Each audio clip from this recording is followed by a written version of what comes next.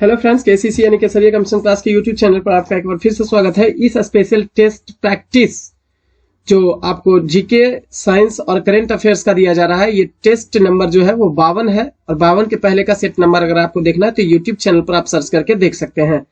अगर किसी भी सेट प्रैक्टिस का पीडीएफ आपको लेना है तो टेलीग्राम चैनल ज्वाइन कर लीजिएगा। हमारे टेलीग्राम चैनल का नाम है केसीसी ऑफिशियल, जो यहाँ पे हम डाल दिए हैं। इसके अलावा हम प्रत्येक वीडियो के डिस्क्रिप्शन में आपको टेलीग्राम चैनल का लिंक दे देते हैं, वहां से डायरेक्ट हमारे टेलीग्राम चैनल से आप जुड़ सकते हैं। फ्रेंड्स, आपको बता दें 68वीं बीपीएससी के पीटी के लिए, बिहार एसएससी पीटी और मेंस दोनों के लिए, बिहार दरोगा पीटी और मेंस दोनों के लिए, रेलवे एसएससी ईटीसी एग्जाम जो होता है, जो भी आपका जनरल कंपटीशन का एग्जाम होता है, वो सारा एग्जाम के लिए आपको यह एनसीईआरटी वेस्ट, जीके, जीएस और करंट अफेयर्स जो है वो काफी इंपॉर्टेंट होने वाला है फ्रेंड्स।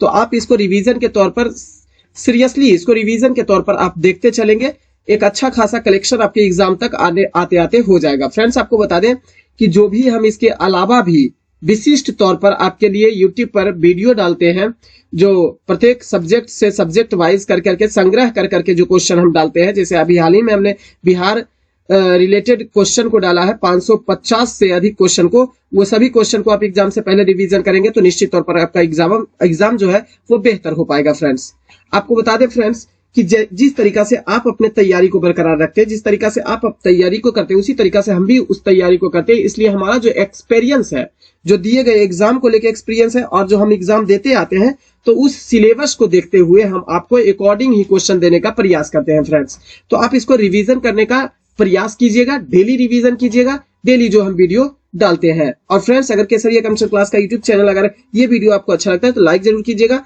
और अगर ऐसा लगता है कि हम आपको उपयुक्त चीज सिखा पा रहे हैं, अच्छे चीजों को सिखा पा रहे हैं, तो आप इसे शेयर भी कर दिया कीजिएगा ताकि दूसरे स्टूडेंट को भी इसका लाभ हो जाए। चलिए फ्रेंड्स, हम आज के पहले क्वेश्चन को देखते हैं 52 नंबर सेट में। ऑस्ट्रेलियन ओपन 2022 की महिला एकल विजेता जो रही है वह कौन रही है, इस बात का आप ध्यान देंगे। एकल ऑस्ट्रेलियन ओपन 2022 की एकल विजेता एशले बार्टे, ऑप्शन नंबर सी जो है, एशले बार्टे जो है वो आपका एकल विजेता रही है ऑस्ट्रेलियन ओपन की। और यह एशले बार्टे जो है वह किसको हरा के, डेनियल कॉलिंस को हरा के। एशले बार्टे कहां की है, कभी कभी ये भी पूछ देता है, तो वो ऑस्ट्रेलिया की एशले बार्टे ने डेनियल कॉलिंस को, यूएसए के डेनियल कॉलिंस को हरा दिया है। और यह ऑस्ट्रेलियन ओपन 2022 का महिला एकल का खिताब अपने नाम किया है। ध्यान देंगे, पुरुष एकल खिताब भी याद रखेंगे, पुरुष एकल भी ध्यान रखेंगे। तो पुरुष एकल खिताब जो है उसका विजेता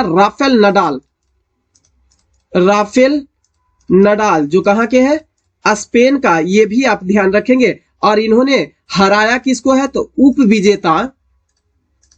उप विजेता जो है वह डेनियल मेदवेदेव को हरा के, जो कि रूस के हैं, इनको हरा के यह पुरुष एकल खिताब ऑस्ट्रेलियन ओपन का जीत लिया है। नेक्स्ट क्वेश्चन की अगर बात करें तो इसमें से जो बाकी ऑप्शन जो दिया हुआ है, ईगा स्वीटेक के बारे में जो आपका दिया हुआ है वो ध्यान रखेंगे। ईगा स्वीटेक महिला एकल विजेता यूएस ओपन का महिला एकल विजेता ईगा स्वीटेक, जबकि एलेना रायबकीना जो है वो विंबलडन ओपन, ये भी ध्यान रखेंगे, विंबलडन ओपन में महिला एकल विजेता है, महिला एकल के विजेता रहे हैं। नेक्स्ट क्वेश्चन की बात करें, आजाद दस्ता की पहली सभा कहां हुई थी, समैली पूर्णिया में हुई थी। अब यह जो आजाद दस्ता है ना, ये आजाद दस्ता 1942 ईस्वी में जयप्रकाश नारायण ने इसकी स्थापना किया था, जो नेपाल में किया था।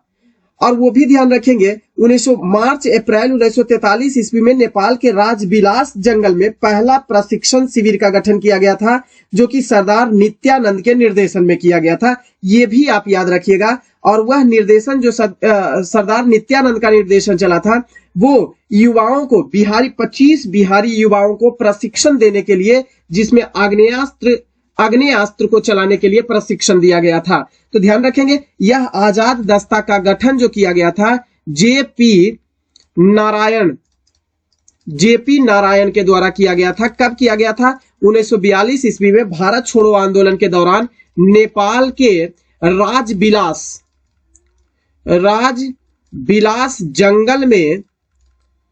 जंगल में इसकी स्थापना किया गया था। ध्यान रखेंगे, इसका प्रशिक्षण जो दिया गया था, तो प्रशिक्षण जो दिया गया था वो नेपाल के जंगलों में ही दिया गया था। तो यह भी ध्यान रखेंगे कि राजबिलास के जंगल में ही पहला प्रशिक्षण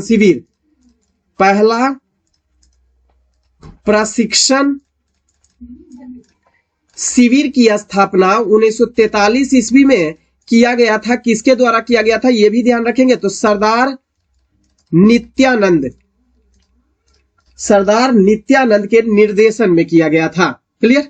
नेक्स्ट क्वेश्चन की बात करें, सेंटियागो किस देश की राजधानी है? तो सेंटियागो जो है वो चिली की राजधानी है, जबकि चिली की मुद्रा की अगर यदि जो बात करेंगे तो पीसो है। चिली की मुद्रा जो है वो भी ध्यान रखेंगे तो पीसो इसकी मुद्रा है, जबकि राजधानी सेंटियागो है। कोलंबिया की अगर यदि जो बात करते हैं तो इसकी राजधानी जो है वो बोगोटा है, और मुद्रा भी आपसे पूछता है तो इसकी भी मुद्रा पीसो है। ध्यान रखेंगे, इसकी भी मुद्रा पीसो है। सोमालिया की राजधानी जो है वो ध्यान रखेंगे, तो सोमालिया की राजधानी जो आपका हो जाएगा वो मोगाडिशु हो जाएगा। मोगाडिशु सोमालिया की राजधानी है, जबकि मुद्रा की बात किया जाए तो सीलिंग जो है इसकी मुद्रा है। पापुआ न्यू गिनी की राजधानी जो है वो पोर्ट मैरोबी है। ध्यान रखेंगे, पोर्ट मैरोबी है। और इसकी मुद्रा की अगर बात किया जाए तो इसकी मुद्रा जो है वो कीना इसकी मुद्रा रही है। ध्यान रखेंगे। नेक्स्ट क्वेश्चन है, तो आपका आंसर इसमें बनता है option number B. Next question है, बहावी आंदोलन के समय पटना का कमिश्नर यानी आयुक्त इसमें से कौन सा था? तो ध्यान रखेंगे, बहावी आंदोलन के समय पटना का कमिश्नर विलियम टेलर था। अब यह बहावी आंदोलन के बारे में थोड़ी सी जानकारी अगर देखेंगे तो इसके आदि प्रवर्तक की अगर यदि जो बात किया जाएगा, बहावी आंदोलन के आदि प्रवर्तक यानी पहला प्रवर्तक बहावी आंदोलन का कौन रहा था, इस बात का ध्यान रखेंगे तो अब्दुल अल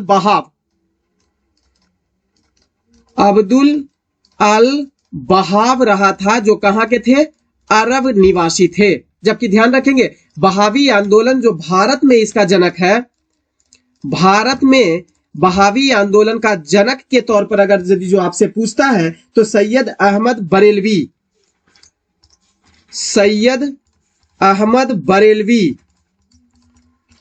बरेलवी जो कहां के थे? यूपी के थे, रायबरेली के। ये भी ध्यान रखेंगे आप। और यह जो बहावी आंदोलन था वो मुस्लिम समाज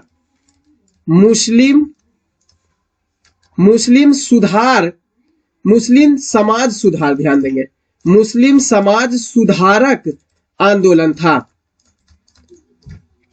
था, इस बात का ध्यान देंगे। और यह भी ध्यान देंगे कि इसे अनुयायी, बहावी आंदोलन के जो अनुयायी थे, बहावी आंदोलन के अनुयायी जो होते थे उन्हें अहले हदीस कहा जाता था। अहले हदीस के नाम से उन्हें जाना जाता था। ध्यान रखेंगे। नेक्स्ट क्वेश्चन करते हैं, किसे मस्तिष्क का सहायक यानी असिस्टेंट ऑफ ब्रेन कहा जाता है? मेरु रज्जु को। मेरु रज्जु का अंग्रेजी होता है स्पाइनल कोड। अब क्यों इसे कहा जाता है असिस्टेंट ऑफ ब्रेन? इसलिए क्योंकि मस्तिष्क में जितनी भी क्रियाविधि होती है ना, जो भी क्रियाविधि मस्तिष्क में होती है, चाहे तो भूख लगना, प्यास लगना, किसी से प्यार हो जाना, किसी से घृणा हो जाना, दुख हो जाना, सुख हो जाना, जितनी भी क्रियाविधि मस्तिष्क में होती है वो सभी का रिफ्लेक्ट एक्शन देने का काम कौन करता है? मेरु रज्जु यानी स्पाइनल कॉर्ड करता है। क्या करता है? रिफ्लेक्ट एक्शन ये देता है। जो भी क्रियाविधि मस्तिष्क में चलती है, हमारे शरीर में चलती है, उसका रिफ्लेक्ट एक्शन देता है। रिफ्लेक्ट एक्शन जो देने का काम करता है वह करता है मेरु रज्जु, जिसे प्रतिवर्ती क्रिया कहा जाता है। तो प्रतिवर्ती क्रिया का केंद्र मेरु रज्जु होता है। यही कारण है कि मस्तिष्क का इसे सहायक कहा जाता है, क्योंकि मस्तिष्क में जो भी घटनाएं घटती है उसका प्रतिवर्ती क्रिया कौन करता है?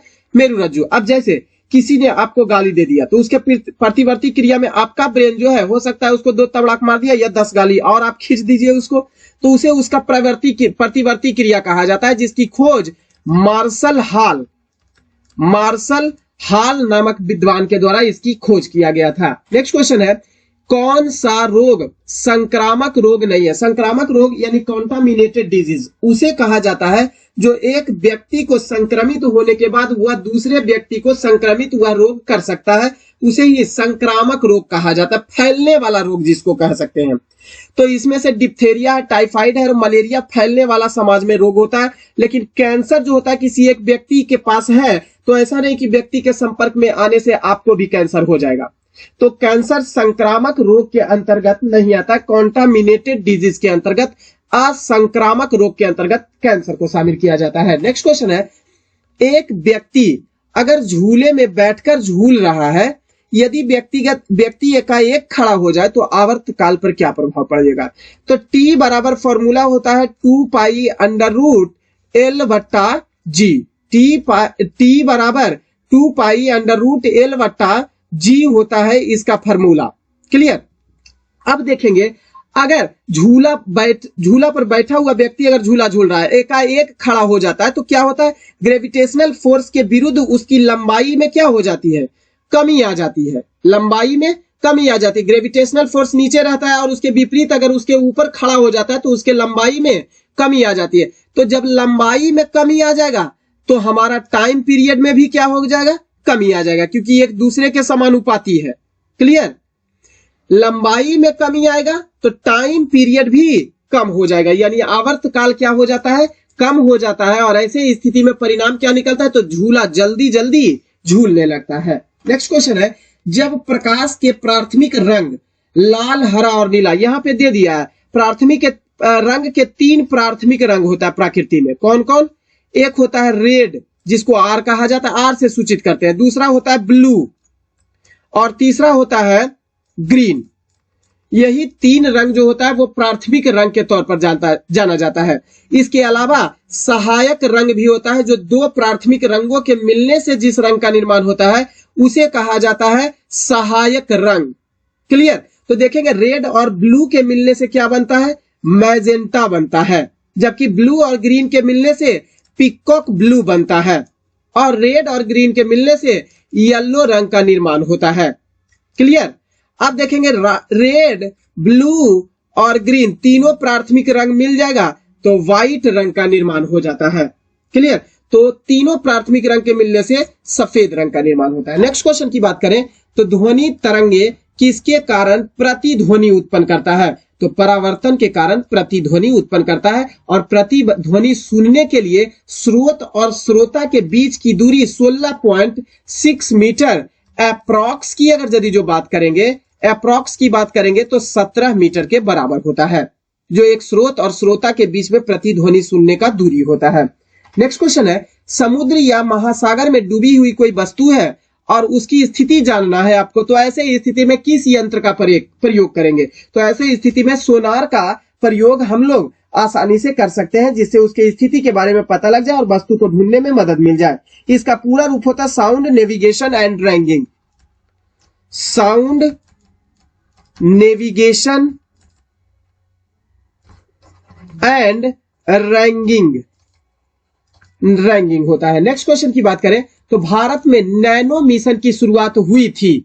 तो भारत में नैनो मिशन की शुरुआत कब हुई थी? 2007 में नैनो मिशन की शुरुआत हुई थी। भारत सरकार के द्वारा इस नैनो मिशन की शुरुआत किया गया था। ध्यान रखेंगे, यह नैनो मिशन जो है वो मिशन क्षमता निर्माण कार्यक्रम, मिशन क्षमता निर्माण कार्यक्रम का एक अंग था।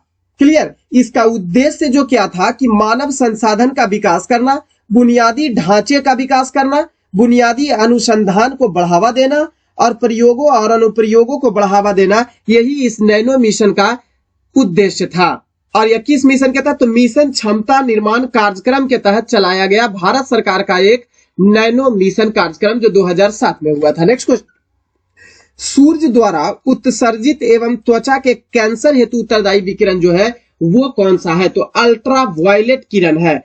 अल्ट्रावायलेट किरण की बात करेंगे तो यह एक विद्युत चुंबकीय तरंग है, इलेक्ट्रोमैग्नेटिक वेव है।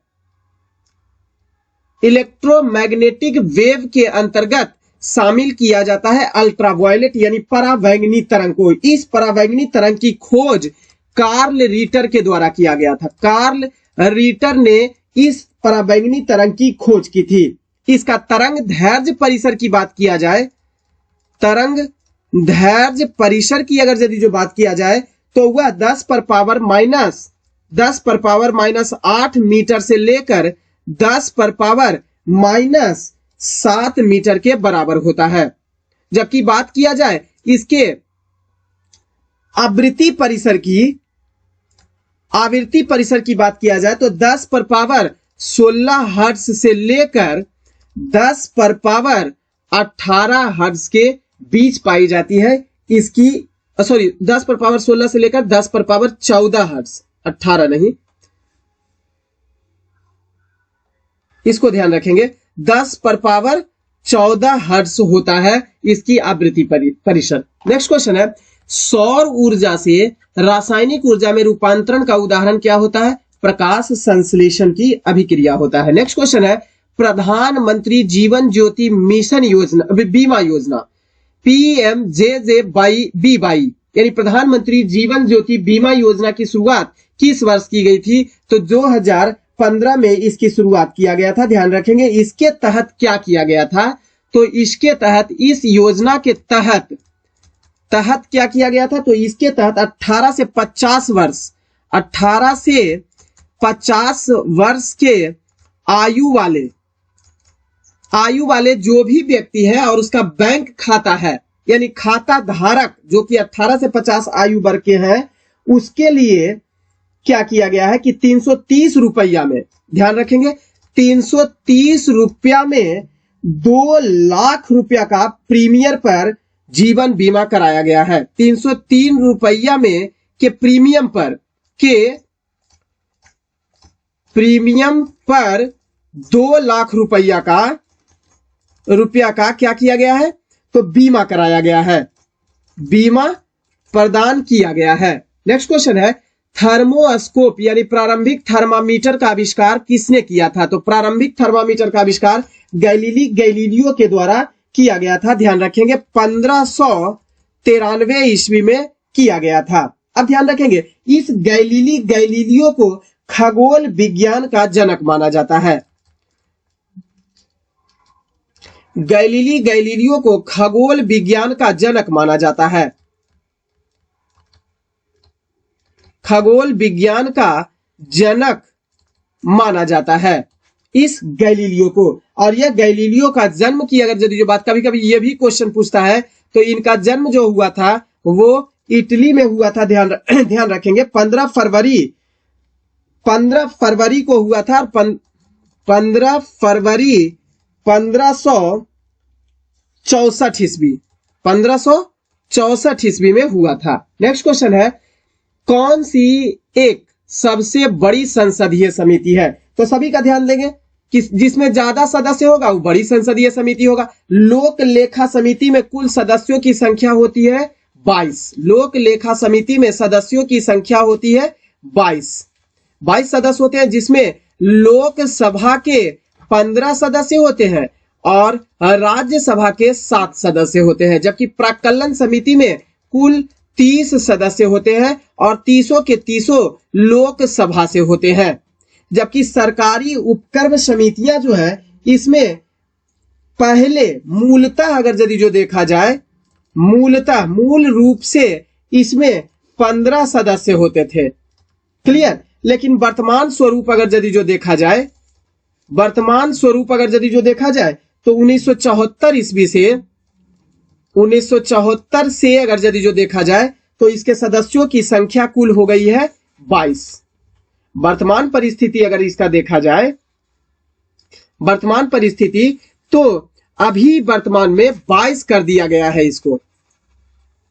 मूलतः 15 थी, वर्तमान 22 सदस्य है, जिसमें से 15 सदस्य लोकसभा के हैं, 15 लोकसभा के और 7 जो है वो राज्यसभा से है। याचिका समिति जो है वो लोकसभा का अलग होता है और राज्यसभा का अलग होता है। तो राज्यसभा का याचिका समिति में सदस्यों की संख्या राज्यसभा में 10 है और लोकसभा की याचिका समिति में सदस्यों की संख्या 15 है। यानी दोनों संसद को मिला दिया जाए तो याचिका समिति में 25 सदस्य टोटल होता है। टोटल कितना?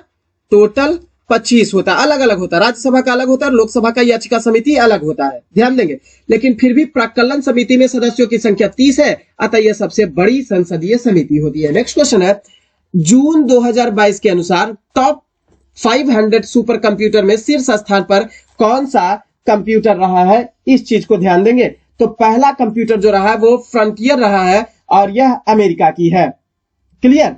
जबकि दूसरा जो है वह फुकागू रहा है, जापान का सेकंड दूसरे स्थान पर रहा है। जबकि तीसरे स्थान पर भी दिया हुआ है, फिनलैंड का थर्ड स्थान पर है। परम सिद्धि जो आपका है वो 111वें स्थान पर, भारत का 3 सुपर कंप्यूटर में सबसे पहला, भारत का पहला तथा ओवरऑल बात करें तो 111वां स्थान मिला है परम सिद्धि को। भारत का 3 है, 132वां स्थान पर भारत वाला का बात किया जाए तो सेकेंड स्थान पर जो भारत वाला का है वो प्रत्यूष रहा है और थर्ड स्थान पर 3 कंप्यूटर को दिया गया दर्जा। इसमें सेकेंड स्थान पर प्रत्यूष रहा है और जो तीसरे स्थान पर रहा है वो मिहिर रहा है। इसको ध्यान रखेंगे। नेक्स्ट क्वेश्चन है, लोकसभा द्वारा पारित किसी धन विधेयक को राज्यसभा द्वारा कितने सप्ताह तक रोक कर रख सकता है? तो ध्यान देंगे 2 सप्ताह तक रोक कर रख सकता है, या कहेंगे 14 दिन। 2 सप्ताह कहेंगे या 14 दिन कहेंगे। अब ध्यान देंगे, ये जो आपको धन विधेयक है, धन विधेयक के बारे में चर्चा भारतीय संविधान के अनुच्छेद की ओर ध्यान देंगे तो अनुच्छेद 110 में किया गया है। जबकि धन विधेयक के विशेष प्रावधान की अगर यदि जो चर्चा करेंगे तो इसकी चर्चा किया गया है 109वें अनुच्छेद में, इसकी चर्चा किया गया है, क्लियर। अब ध्यान लगे, साधारण विधेयक आपसे पूछ देगा, यहीं पर साधारण विधेयक अगर आपसे पूछ देगा तो ध्यान दीजिएगा कि अनुच्छेद 107 में साधारण विधेयक की चर्चा किया गया है। धन विधेयक, कोई भी विधेयक धन विधेयक है या नहीं, इसको कौन परिभाषित करेगा? लोकसभा अध्यक्ष जो होगा, स्पीकर जो होगा, इसको प्रमाणित करेगा। स्पीकर जो होगा इसको प्रमाणित करेगा कि कोई विधेयक धन विधेयक है या फिर नहीं है। ध्यान देंगे, धन विधेयक को पहली बार लाया कहां जाता है? तो पहली बार लोकसभा में प्रस्तुत किया जाता है। धन विधेयक को राष्ट्रपति के पूर्वानुमति से ही प्रस्तुत किया जाता है। राष्ट्रपति के पूर्वानुमति से ही प्रस्तुत किया जाता है पहली बार लोकसभा में, क्लियर। और राज्यसभा को 14 दिन की छूट दिया जाता है। राज्यसभा 14 दिन के भीतर इसे पारित किया तो किया, नहीं तो फिर भी राज्यसभा से इसे पारित ही समझा जाता है, क्लियर। नेक्स्ट क्वेश्चन है, किस साम्राज्य का तुंगभद्रा नदी ने संपोषण किया है? तो ध्यान देंगे, विजयनगर साम्राज्य जो है वह तुंगभद्रा नदी के तट पर इसका मिलता है अवशेष। अब ध्यान देंगे, विजयनगर साम्राज्य जो है इसकी राजधानी कहां थी? हम्पी थी। इसकी राजधानी की बात करेंगे तो हम्पी इसकी राजधानी थी, जो कहां स्थित थी? तुंगभद्रा नदी पर स्थित है, क्लियर। इस तुंगभद्रा नदी को ध्यान देंगे तो एक और नाम है जो पंपा नदी के नाम से भी इसे ही तुंगभद्रा नदी को पंपा नदी के नाम से भी जाना जाता है। इस चीज को आप ध्यान रखेंगे। इस विजयनगर साम्राज्य की स्थापना हरिहर एवं बुक्का नामक 2 भाई के द्वारा, विजयनगर साम्राज्य की स्थापना हरिहर एंड बुक्का नामक 2 भाई के द्वारा 1336 ईस्वी में किया गया था। ध्यान देंगे कि इस विजयनगर साम्राज्य पर 4 वंशों ने शासन किया था। किसने किसने? संगम, सलूब,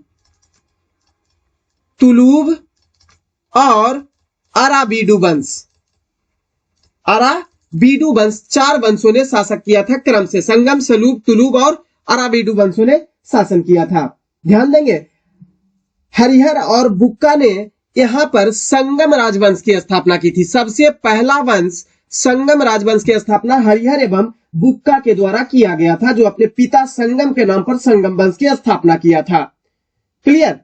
ध्यान देंगे, तुंगभद्रा नदी जो है इसकी सहायक नदी भी कभी आपसे पूछ देता है कि तुंगभद्रा नदी किसकी सहायक है, तो यह कृष्णा की सहायक नदी है, यह तुंगभद्रा नदी। अब तुंगभद्रा के सहायक नदी की बात करेंगे, तुंगभद्रा के सहायक नदी की बात करेंगे तो ध्यान रखिएगा, कुमुदवती है, वर्धा है, मंजरा है, वर्धा, मंजरा,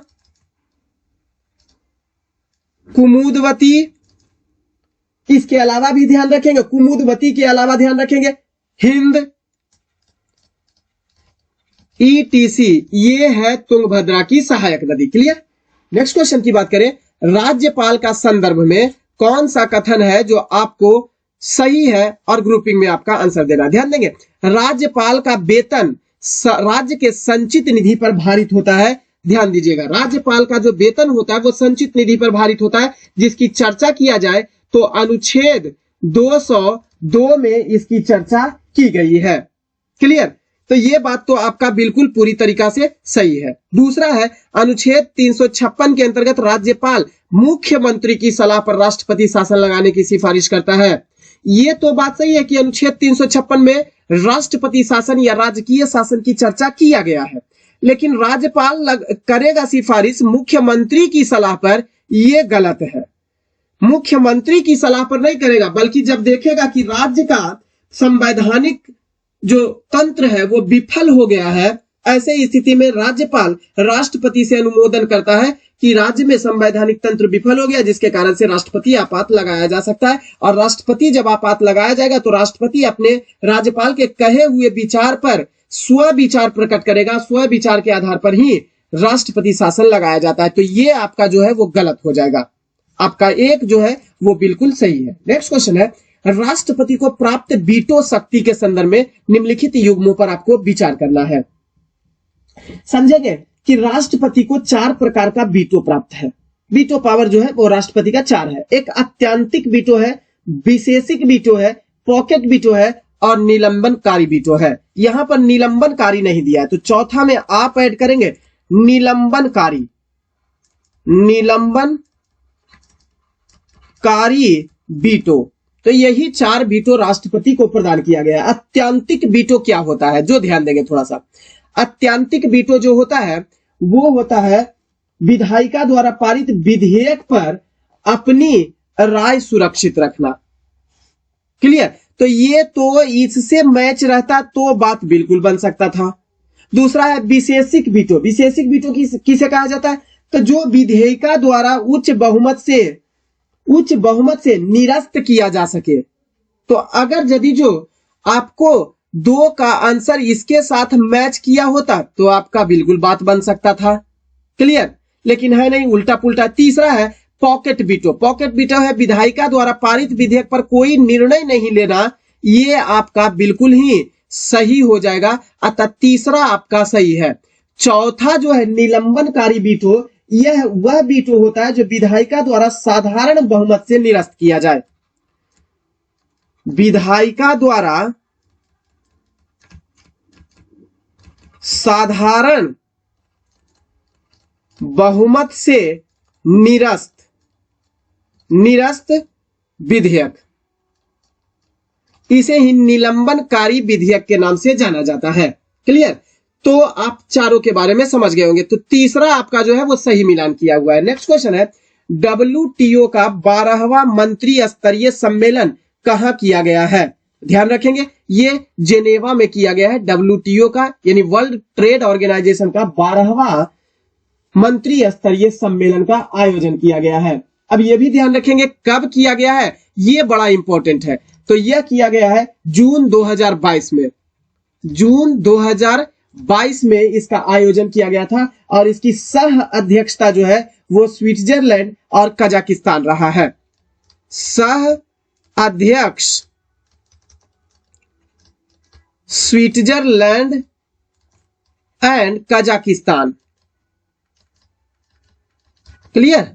नेक्स्ट क्वेश्चन की बात करें, भारतीय अर्थव्यवस्था में निम्नलिखित में से कौन सा बैंक केंद्रीय बैंक की तरह कार्य करता है। तो RBI, reserve bank of India जो है वो आरबीआई जो है वो केंद्रीय बैंक की भांति कार्य करता है, इसलिए इसे बैंकों का बैंक कहा जाता है। इसकी स्थापना 1934 ईस्वी के बैंकिंग अधिनियम के तहत 1935 ईस्वी में आरबीआई की स्थापना की गई थी। क्लियर?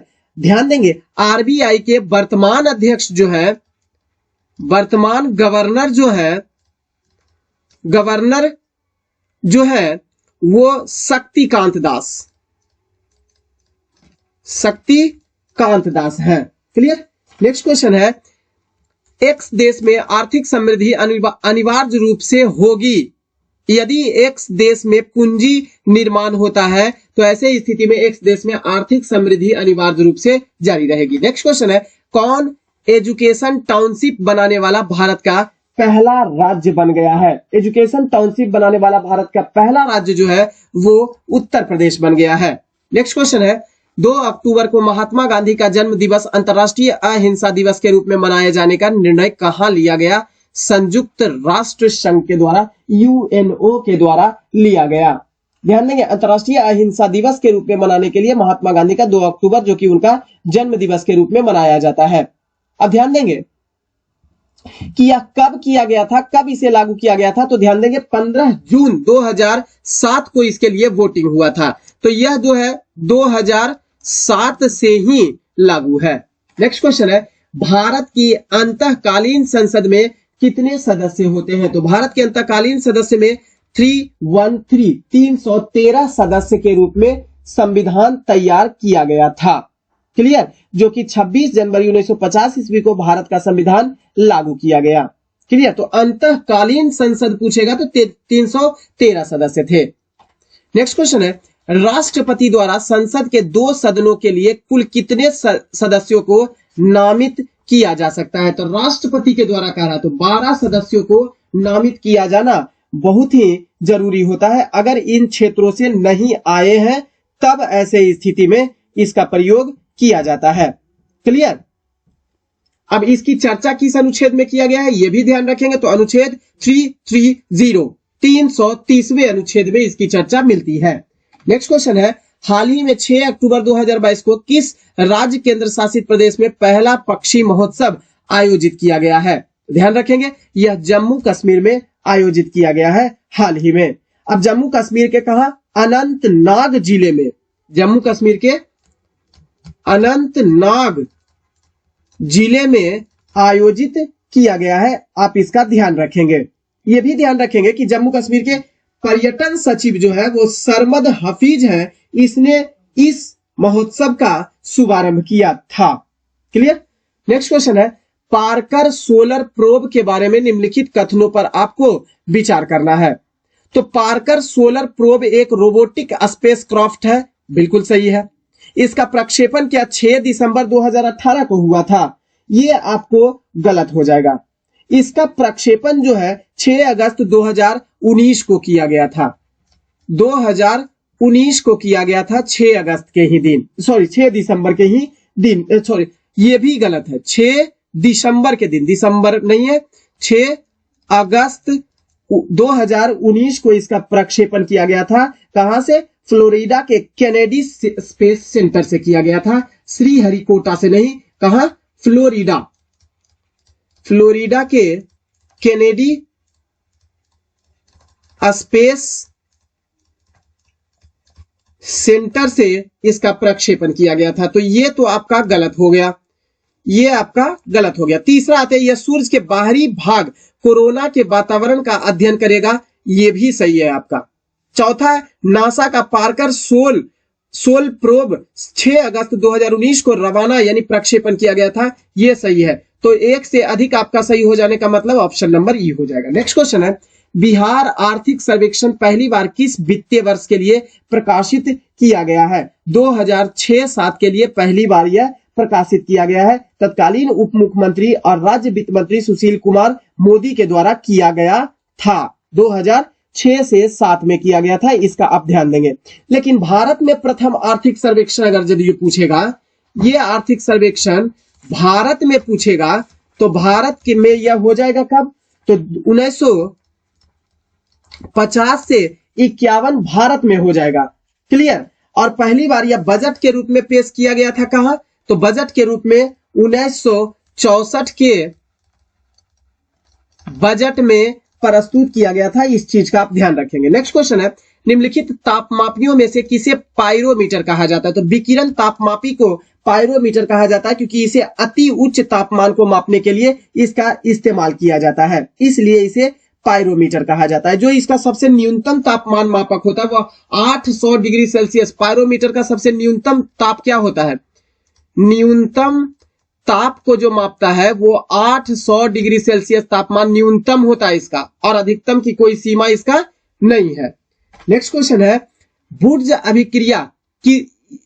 अभिक्रिया इसे प्राप्त करने हेतु प्रयुक्त होता है। यानी बुर्ज अभिक्रिया का प्रयोग किसको प्राप्त करने के लिए किया जाता है? तो एल्केन की प्राप्ति के लिए बुर्ज अभिक्रिया का प्रयोग किया जाता है।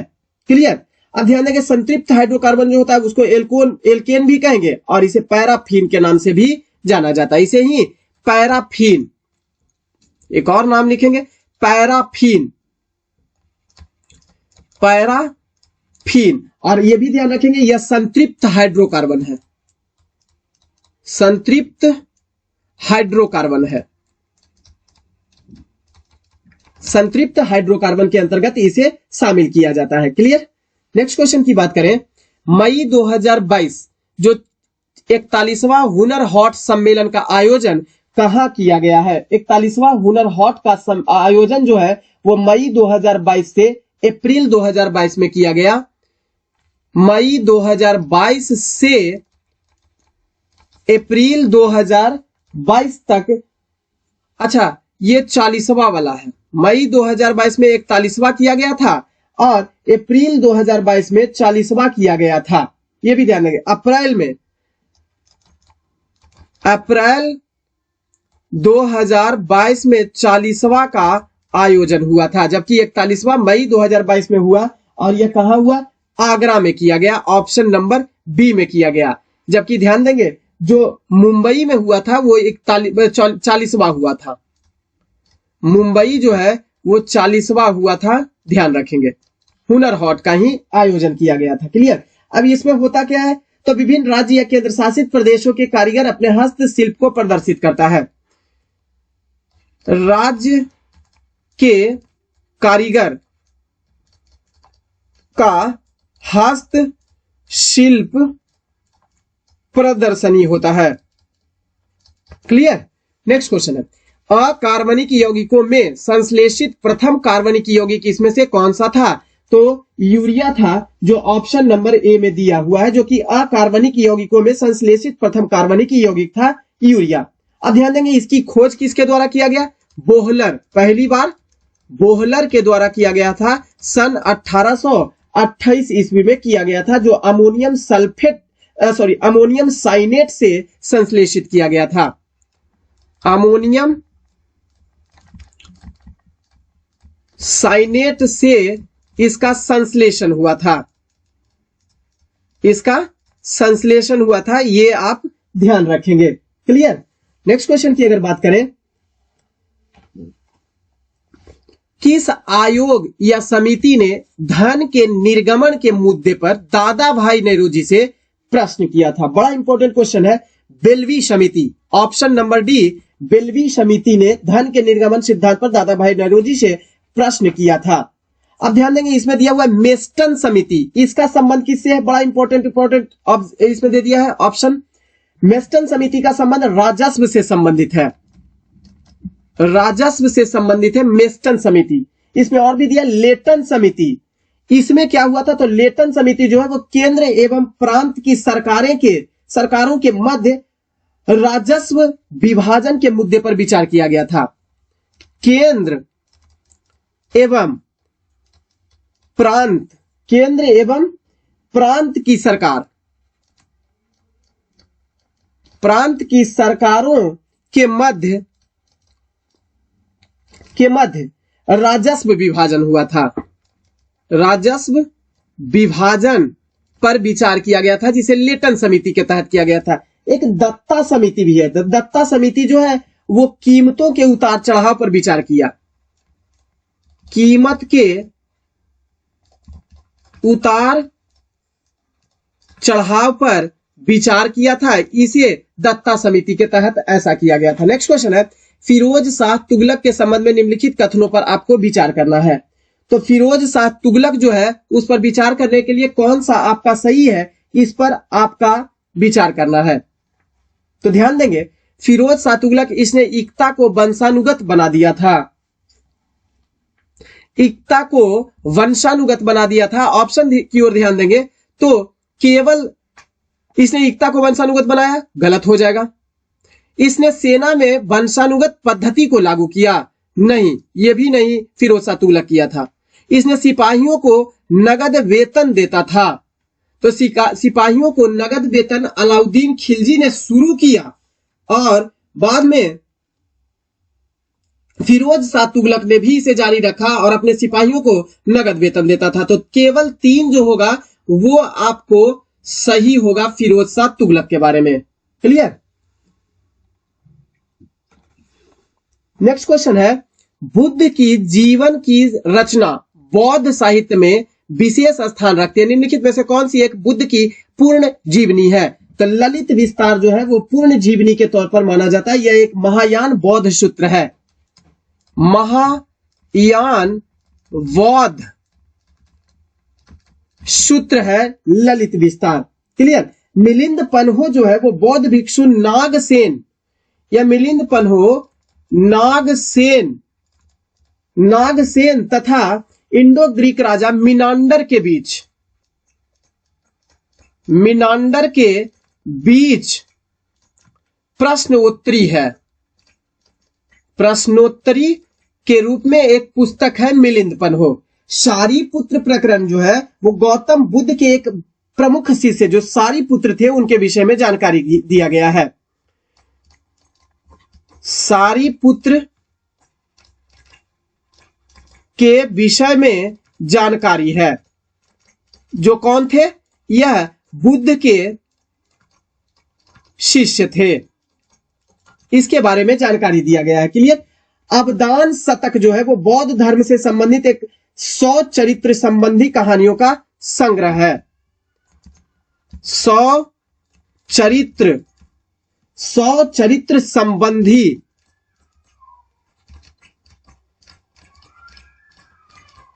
कहानियों का संग्रह किया गया है अवदान शतक के अंतर्गत, और यह जो कहानी है वो बौद्ध धर्म से संबंधित है। बौद्ध धर्म से संबंधित है। नेक्स्ट क्वेश्चन है, मिलिंद पन्हो क्या है? तो मिलिंद पन्हो जो है वह एक प्रकार का क्या है? तो ध्यान देंगे, बौद्ध साहित्य है जो मिनांडर, अभी बताए, मिनांडर के बीच और नागसेन के बीच, बौद्ध भिक्षु नागसेन और मिनांडर के बीच प्रश्नोत्तरी का संग्रह जो है उसे बौद्ध साहित्य के अंतर्गत रखा गया है। नेक्स्ट क्वेश्चन है, अशोक के समय में कौन सी बौद्ध संगति हुई थी? तृतीय बौद्ध संगति अशोक के शासनकाल में हुई थी। वो हुई थी 200, ध्यान देंगे, 250 से लेकर 255 बीसी में हुआ था। कहां हुआ था? पाटलिपुत्र में। पाटलिपुत्र में आयोजित किया गया था। अशोक के शासनकाल में आयोजन किया गया था। क्लियर? पहली बौद्ध संगति का आयोजन राजगृह में हुआ था, अजातशत्रु के शासनकाल में हुआ था, जबकि द्वितीय बौद्ध संगति जो हुआ था वह वैशाली में हुआ था, कालाशोक के शासनकाल में और सावाकामी की अध्यक्षता में हुआ था। चतुर्थ बौद्ध संगति कनिष्क के शासनकाल में कुंडलवर कश्मीर में हुआ था, प्रथम शताब्दी में हुआ था, और यह वसुमित्र की अध्यक्षता में हुआ था, और अश्वघोष जो थे वो इसके उपाध्यक्ष थे। नेक्स्ट क्वेश्चन है, कौन सा खनिज सामान्यतः आग्नेय एवं रूपांतरित शैलों में पाए जाते हैं तथा इसका उपयोग विद्युत उपकरण बनाने में किया जाता है? माइका यानी अभ्रक का प्रयोग किया जाता है।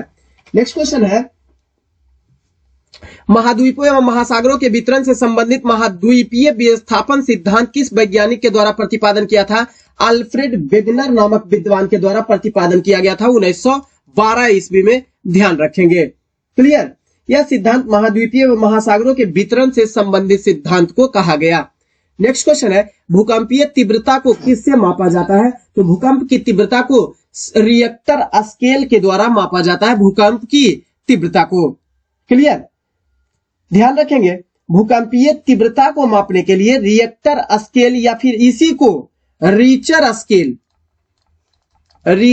स्केल के नाम से भी जाना जाता है। नेक्स्ट क्वेश्चन है, संविधान सभा द्वारा राष्ट्रमंडल में भारत की सदस्यता का सत्यापन जो हुआ वह कब किया गया था? तो मई 1949 ईस्वी में इसका सत्यापन किया गया था। कई बार क्वेश्चन हम कर चुके हैं। जुलाई 1947 में गवर्नर जनरल पाकिस्तान के लिए पृथक पाकिस्तान सभा की स्थापना किया। संविधान सभा की स्थापना जुलाई 1947 ईस्वी में संविधान सभा की स्थापना हुआ था, जबकि जनवरी 1950 ईस्वी में संविधान को लागू हुआ संविधान 26 जनवरी 1950 ईस्वी को। क्लियर। नेक्स्ट क्वेश्चन है, निम्नलिखित में से किस सुल्तान ने निजामुद्दीन औलिया से भेंट करने से इनकार कर दिया था? गयासुद्दीन तुगलक निजामुद्दीन औलिया से भेंट करने से इनकार कर दिया था। गयासुद्दीन तुगलक वंश का ऐसा शासक था जिसने 29 बार मंगोल आक्रमण को विफल कर दिया था। नहर बनाने वाला या नहर का निर्माण करता गयासुद्दीन तुगलक ही था। यानी दिल्ली सल्तनत में पहला शासक ऐसा था यह गयासुद्दीन तुगलक जो नहरों का निर्माण सबसे पहली बार करवाया, जबकि बाद में फिरोज शाह तुगलक ने ढेर सारा नहर बनवाया था। नेक्स्ट क्वेश्चन है, उपन्यास दुर्गेश नंदनी के लेखक निम्नलिखित में से कौन से हैं? तो बंकिम चंद्र चटर्जी ने दुर्गेश नंदनी नामक पुस्तक की रचना की है। इसके अलावा इनका उपन्यास जो है वह आनंद मठ की रचना भी बंकिम चंद्र चटर्जी के द्वारा किया गया था। और इसी आनंद मठ में किया गया चर्चा वंदे मातरम का, जो भारत का राष्ट्रीय गीत है। वंदे मातरम जो भारत का राष्ट्रीय गीत के रूप में शामिल किया गया। नेक्स्ट क्वेश्चन है, राष्ट्रीय मानवाधिकार आयोग के नए अध्यक्ष कौन है? तो ध्यान देंगे, राष्ट्रीय मानवाधिकार आयोग के नए अध्यक्ष न्यायमूर्ति A.K. मिश्रा, अरुण कुमार मिश्रा है। क्लियर। यह भारत के राष्ट्रीय मानवाधिकार आयोग के आठवें अध्यक्ष हैं। ध्यान देंगे, 1993 ईस्वी में गठित किया गया था राष्ट्रीय मानवाधिकार आयोग। नेक्स्ट क्वेश्चन है, इसमें से गंगा नदी में उत्तर से आकर मिलने वाली नदी का ग्रुपिंग आपको बताना है। तो उत्तर से आकर मिलती है कोसी नदी और गंडक नदी। कोसी नदी और बूढ़ी गंडक नदी उत्तर से आकर मिलने वाली नदी में शामिल हो जाती है। इसके अलावा भी ध्यान रखेंगे, घाघरा हो गया, कमला हो गया, महानंदा हो गया। इसी में याद रखेंगे, घाघरा, कमला, महानंदा, कोसी तो दिया हुआ है, कोसी दिया हुआ है, बूढ़ी गंडक भी दिया हुआ है आपका, गंडक भी याद रखेंगे, बूढ़ी गंडक और गंडक दोनों याद रखेंगे। क्लियर। जबकि यह भी ध्यान रखेंगे, दक्षिण से आकर मिलने वाली नदी, तो दक्षिण से बागमती हो गया, कर्मनाशा हो गया, कर्मनाशा का दक्षिण वाला लिख लेंगे, दक्षिण वाला हो गया कर्मनाशा, सोन, पुनपुन। इसके अलावा भी ध्यान रखेंगे, फल्गु हो गया, चाचन हो गया, ETC। ये सभी नदियां जो है वो दक्षिण से आकर मिलती है। नेक्स्ट क्वेश्चन है, विश्व खाद्य पुरस्कार 2022 निम्नलिखित में से किस व्यक्ति को प्रदान किया गया है? डॉक्टर सिंथिया रोसेनजेविक को प्रदान किया गया है। ऑप्शन नंबर डी है। क्लियर। नेक्स्ट क्वेश्चन है, आयुष्मान भारत डिजिटल मिशन की शुरुआत कब की गई थी? तो 27 सितंबर 2021 ईस्वी को आयुष्मान भारत डिजिटल मिशन की शुरुआत प्रधानमंत्री नरेंद्र मोदी के द्वारा किया गया था, जिसके तहत क्या कहा गया? लोगों को डिजिटल हेल्थ ID कार्ड प्रदान किया गया। लोगों को डिजिटल हेल्थ ID प्रदान किया गया, आइडेंटिटी प्रदान किया गया डिजिटली रूप से। इस कार्ड से संबंधित व्यक्ति के स्वास्थ्य संबंधी जो भी रिकॉर्ड होंगे वो दर्ज कर लिए जाते हैं। तो फ्रेंड्स, ये 50 क्वेश्चन का सीरीज जो है वो 52 नंबर सीरीज आपको कैसा लगा कमेंट बॉक्स में जरूर बताइएगा और ज्यादा से ज्यादा इसको रिवीजन करने का प्रयास कीजिएगा। बस यही आपके साथ आग्रह है। अगर बिहार दरोगा का एग्जाम देने वाले हैं आप, BPSC के PT का एग्जाम देने वाले या बिहार SSC का तो जो अब तो कैंसिल हो गया तो उसको भी देने वाले, तो ये क्वेश्चन आपको काफी इंपॉर्टेंट और काफी सहायक सिद्ध होगा। चलिए फ्रेंड्स, आज की सेवा को देते विराम, फिर मिलेंगे अगले सेट प्रैक्टिस में। बहुत बहुत धन्यवाद।